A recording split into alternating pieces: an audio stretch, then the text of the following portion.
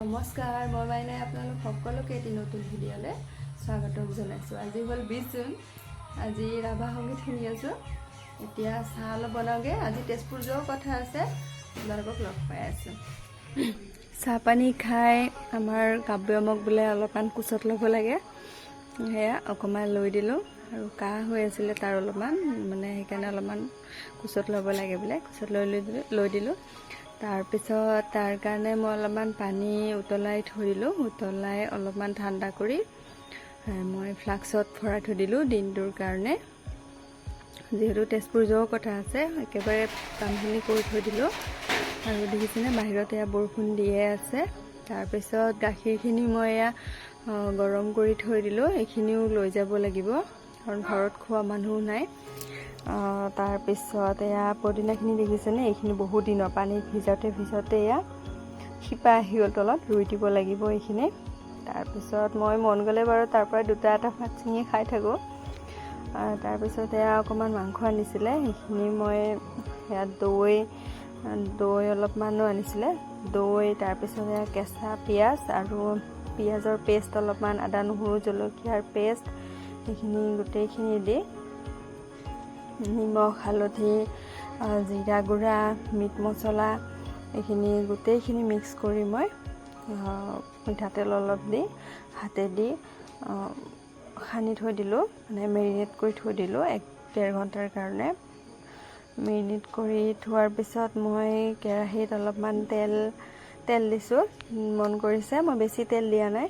তাৰপিছত তাত মই গোটা মছলা অলপমান দি আৰু 2-3টা পিঁয়াজ কাটি দি মাংসখিনি অলপমান লৰাই মেলি দিছোঁ। তাৰপিছত লৰাই মেলি মই কিছু সময় অলপমান ঢাকি সিজালোঁ মাংসখিনি। তাৰপিছত যিহেতু এইখিনি মাংস হ'বলৈ অলপমান সময় লাগে, তাৰপিছত মই আলুখিনি দি দিলোঁ মাংসখিনি। তাৰপিছত আলুখিনি দি লোৱাৰ পিছতো মই অলপমান আৰু সময় লৰাই মই এয়া মাংসখিনি দেখিছেনে কালাৰ অলপমান চেঞ্জ হোৱা নিচিনা হৈছে। তাৰপিছত মই জলকীয়া গুড়াখিনি দি দিলোঁ। জলকীয়া গুড়াখিনি দি অকণমান মই পানী দিছোঁ, তাত বেছি নহয়, জাষ্ট অকণমান দি পেলাই মই মাংসখিনি আৰু অলপ সময় ঢাকি দিছোঁ। তাৰপিছত মাংসখিনি নিজেই যেতিয়া তেল নিগৰি আহিছে, তাৰপিছত মাংসখিনিত মই উতলা গৰম পানী ঢালি দিছোঁ। তাৰপিছত মাংসখিনি ধুনীয়াকৈ উতলি আছে। এতিয়া আৰু বেছি সময় নালাগে আৰু মাংস হ'বৰ কাৰণে। তাৰপিছত মই আৰু অলপ সময় ধৰক 10 মিনিটমান ঢাকি থৈ দিছোঁ বাৰু। তাৰপিছত 10 মিনিটমান ঢাকি থৈ দিয়াৰ পিছত আমাৰ মাংস ৰেডি হৈ গ'ল।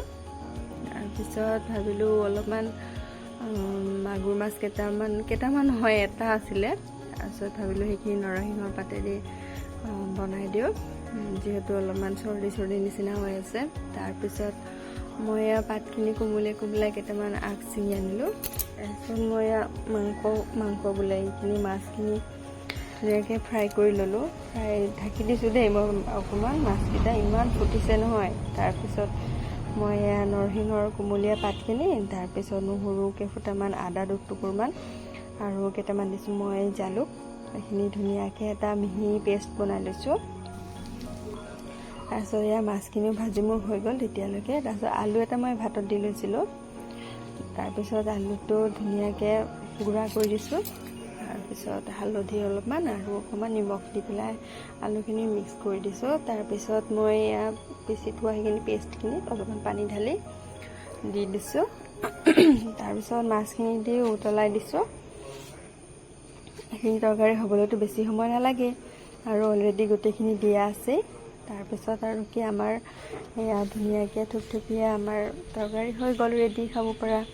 তাৰপিছত বাবাকো অলপমান আলু ভাজি দালি ভাত খুৱাই মই তাক খুৱাই দিলোঁ। বতৰটো অকণমান ভাল হৈছে, আমি যাবলৈ ওলালোঁ তেজপুৰ।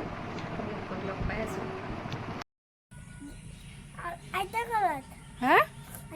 আইতাৰ ঘৰত নাযাওঁ নহয়, আমি পেহীৰ ঘৰতহে যাম। তুমি কি গমেই নোপোৱা নেকি?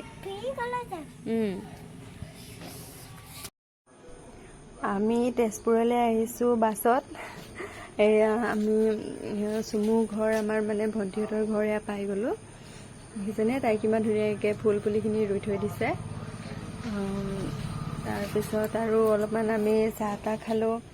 চাহ তাহ খোৱাৰ পিছত এয়া আমাৰ বাবাই এয়া পেহাকৰ লগত পূৰা খেলাত ব্যস্ত। আৰু আমাৰ এয়া চুমুৱে কাপোৰ জাপি আছে আমাৰ। তাৰপিছত বাবাই এয়া বেয়া কৰি আছে, তাৰপিছত বদমাচি কৰি আছে, তাক আৰু কোনে পায়। বেমাৰ ক'ত গ'ল সি পাহৰিলে এতিয়া। ৰাতি হ'লে আকৌ তাৰ বেমাৰ উঠিব। তাৰপিছত এয়া ৰন্ধা বঢ়াত লাগি গ'ল চবে, আৰু মই ভিডিঅ' বনাই ব্যস্ত। তাৰপিছত আজিলৈ আহিছোঁ বাৰু। ভিডিঅ'টো চাই কেনেকুৱা লাগিলে জনাব, আৰু লাইক আৰু কমেণ্ট ছাবস্ক্ৰাইব কৰি দিব।